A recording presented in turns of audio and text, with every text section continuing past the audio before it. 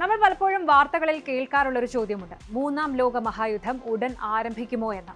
പക്ഷെ ചില റിപ്പോർട്ടുകൾ അനുസരിച്ച് സൈനിക വിശകലന വിദഗ്ധർ ചോദിക്കുന്നത് മറ്റൊരു ചോദ്യമാണ്. മൂന്നാം ലോക മഹായുദ്ധം വേൾഡ് വാർ 3 നമ്മൾ അറിയാതെ ഇതിനോടകം ആരംഭിച്ചോ എന്ന്. കേവലം 2 രാജ്യങ്ങൾ തമ്മിലുള്ള അതിർത്തി തർക്കങ്ങളല്ല ഇന്ന് ലോകത്ത് നടക്കുന്നത്. 50-ലധികം രാജ്യങ്ങൾ 3 വൻ കരകളിലായിട്ട് പരോക്ഷമായോ നേരിട്ടോ ഇന്ന് യുദ്ധത്തിൽ പങ്കാളികളാണ്. ഒരു വശത്ത് യൂറോപ്പിലെ ഏറ്റവും വലിയ യുദ്ധമായ റഷ്യ-യുക്രൈൻ പോരാട്ടം, മറുവശത്ത് മധ്യപൂർവ്വ ഏഷ്യയിൽ അമേരിക്ക, ഇസ്രായേൽ, ഇറാൻ തുടങ്ങിയ രാജ്യങ്ങൾ തമ്മിലുള്ള കടുത്ത പോരാട്ടവും ആഗോള സപ്ലൈ ചെയിൻ തകർച്ചയും. ഇത് കേവലം വിദേശത്തുള്ള ഏതോ 2 കൂട്ടരുടെ പോരല്ല. നാളെ നമ്മുടെ അടുക്കളയിലെ നിത്യോപയോഗ സാധനങ്ങളുടെ വിലയെ വരെ സ്വാധീനിക്കാവുന്ന ഒന്നാണ്. എന്താണ് ലോകത്ത് സംഭവിക്കുന്നത് നോക്കാം. ചരിത്രത്തിലേക്ക് തിരിഞ്ഞു നോക്കിയാൽ 1-2 ലോകമഹായുദ്ധങ്ങൾ എന്ന് പറയുന്നത് കേവലം മരണസംഖ്യയുടെ അടിസ്ഥാനത്തിൽ മാത്രം അളന്ന ഒന്നല്ല. ഒരു പ്രാദേശിക പ്രശ്നം സഖ്യകക്ഷികൾ മുഖേന ലോകം മുഴുവൻ പടരുകയും സാധാരണക്കാരുടെയും രാജ്യങ്ങളുടെയും സമ്പദ് വ്യവസ്ഥകളെയും വ്യവസായങ്ങളെയും പൂർണ്ണമായി അതിലേക്ക് വലിച്ചിഴയ്ക്കുകയും ചെയ്യുമ്പോഴാണ് അതിനെ ലോകമഹായുദ്ധം വേൾഡ് വാർ എന്ന് വിളിക്കുന്നത്. 1914 സരാജോവോയിൽ നടന്ന ഒരൊറ്റ കൊലപാതകമാണ് സഖ്യകക്ഷികളുടെ ഉടമ്പടികൾ കാരണം 1-ാം ലോകമഹായുദ്ധമായി മാറിയത്.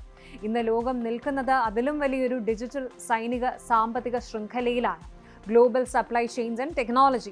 അതുകൊണ്ട് തന്നെ കിഴക്കൻ യൂറോപ്പിൽ വീഴുന്ന ഒരു ബോംബ് മിഡിൽ ഈസ്റ്റിലെ സുരക്ഷയെയും ഏഷ്യയിലെ സമ്പദ് വ്യവസ്ഥയെയും നേരിട്ട് ബാധിക്കുന്നു. ഇന്നത്തെ ഈ ആഗോള സംഘർഷത്തിന് പിന്നിൽ പ്രധാനമായും 2 കേന്ദ്രങ്ങളാണുള്ളത്. ഒന്ന് യൂറോപ്യൻ റൂട്ട്, യുക്രൈൻ റഷ്യ യുദ്ധമാണ്. 1945 ശേഷം യൂറോപ്പ് കണ്ട ഏറ്റവും വലിയ യുദ്ധമാണിത്. യുക്രൈന്റെ 1/5 ഭാഗവും ഇപ്പോൾ റഷ്യയുടെ നിയന്ത്രണത്തിലാണ്. 2026ഓടെ വെടിനിർത്തൽ ചർച്ചകൾ പലതവണ നടന്നെങ്കിലും ദിവസങ്ങൾക്കകം അതെല്ലാം തകരുകയാണ് ഉണ്ടായത്. ഉത്തര കൊറിയൻ ആയുധങ്ങളും നേറ്റോ രാജ്യങ്ങളുടെ പണവും ആയുധങ്ങളും ഇവിടെ ഉപയോഗിക്കപ്പെടുന്നുണ്ട്.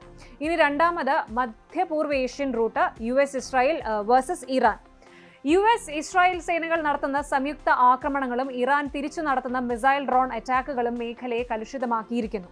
ലോകത്തെ വൻകിട എണ്ണക്കടത്ത് നടത്തുന്ന സ്ട്രെയിറ്റ് ഓഫ് ഹോർമുസ് പൂർണ്ണമായി സ്തംഭനാവസ്ഥയിലാണ്. കപ്പൽ ഗതാഗതം 90% ഇടിഞ്ഞു.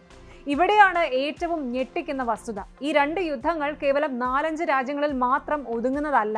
യൂറോപ്പ്, ഏഷ്യ, ആഫ്രിക്ക എന്നീ 3 വൻ കരകളിലായിട്ട് 50-ലധികം രാജ്യങ്ങളാണ് നിലവിൽ ഈ പോരാട്ടങ്ങളിൽ പരോക്ഷമായിട്ട് പങ്കാളികളായിരിക്കുന്നത്.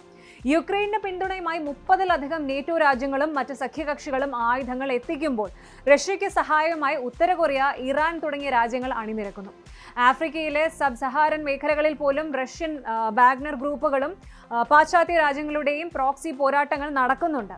സാമ്പത്തിക ഉപരോധങ്ങളും വ്യാപാര തടസ്സങ്ങളും കാരണം ഒട്ടും ബന്ധമില്ലാത്ത ലാറ്റിൻ അമേരിക്കൻ, ഏഷ്യൻ രാജ്യങ്ങൾ പോലും പണപ്പെരുപ്പത്തിൽ തകരുകയാണ്. ഇതൊക്കെ ദൂരെ നടക്കുന്ന കാര്യങ്ങളല്ലേ, ഇന്ത്യയെ എങ്ങനെ ബാധിക്കുമെന്ന് ചിന്തിക്കുന്നുണ്ടോ? 1. എണ്ണവില കുതിച്ചുയരും. സ്ട്രെയിറ്റ് ഓഫ് ഹോർമുസ് വഴിയുള്ള കപ്പൽ ഗതാഗതം തടസ്സപ്പെട്ടാൽ ഇന്ത്യയിലേക്കുള്ള ക്രൂഡ് ഓയിൽ ഇറക്കുമതിയെ അത് ഗുരുതരമായിട്ട് ബാധിക്കും. പെട്രോൾ, ഡീസൽ വില വർദ്ധിച്ചാൽ എല്ലാ സാധനങ്ങൾക്കും വില കൂടും. 2. വ്യാപാര തടസ്സങ്ങൾ. ചരക്കുകൂലിയും ഇൻഷുറൻസ് പ്രീമിയവും ഇരട്ടിയാകുന്നത് ഇന്ത്യയിൽ നിന്നുള്ള കയറ്റുമതിയെ സാരമായിട്ട് ബാധിക്കും. 3. ഡിപ്ലോമാറ്റിക് പ്രഷറുണ്ട്. ഒരു വശത്ത് പാശ്ചാത്യ രാജ്യങ്ങളും മറുവശത്ത് റഷ്യ, ചൈന അച്ചുതണ്ടും ശക്തമാകുമ്പോൾ നിഷ്പക്ഷ നിലപാട് തുടരുന്നത് ഇന്ത്യക്ക് വലിയ നയതന്ത്ര വെല്ലുവിളിയാകും. ചുരുക്കി പറഞ്ഞാൽ 3-ാം ലോക മഹായുദ്ധം എന്ന് പറയുന്നത് പരമ്പരാഗതമായിട്ട് നമ്മൾ സിനിമകളിൽ കാണുന്നത് പോലെ അല്ലെങ്കിൽ പറയുന്നത് പോലെ ഒരൊറ്റ ദിവസം കൊണ്ട് എല്ലാ രാജ്യങ്ങളും തമ്മിൽ അങ്ങോട്ടും ഇങ്ങോട്ടുമൊക്കെ അണുബോംബിടുന്ന ഒന്നായിരിക്കില്ല. പകരം സാമ്പത്തിക തകർച്ചകളിലൂടെയും പ്രോക്സി യുദ്ധങ്ങളിലൂടെയും ആഗോള വിതരണ ശൃംഖലകൾ തകർന്നുകൊണ്ടുമാണ് അത് പുരോഗമിക്കുന്നത്. ലോകം ഇപ്പോൾ സഞ്ചരിക്കുന്നത് വളരെ അപകടം പിടിച്ചൊരു ഘട്ടത്തിലൂടെയാണ്. കൂടുതൽ വാർത്തകൾക്ക് News 18 Keralam YouTube channel subscribe ചെയ്യുക.